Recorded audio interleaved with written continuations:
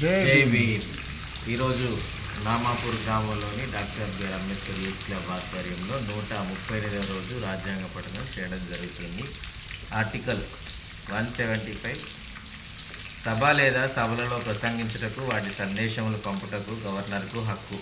Number 1, governor శాసనసభలో లేదా శాసన పరిషత్తు ఉన్న రాష్ట్ర విషయంలో శాసన మండలిలోని ఏదేని సభలో లేదా ఉభయ సభల ఉమ్మడి సమావేశాల్లో ప్రసంగించవచ్చును. ఇందు నిమిత్తం ఆ సమావేశమునకు హాజరు కావాల్సిందిగా సభ్యులను కోరవచ్చు.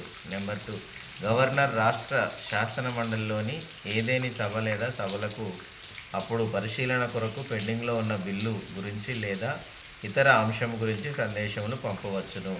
ఆ సభ లేదా సభలు ఆ సందేశంలోని అంశము వీలైనంత త్వరితగా పర్యాలోచించవలెను. జై భీమ్.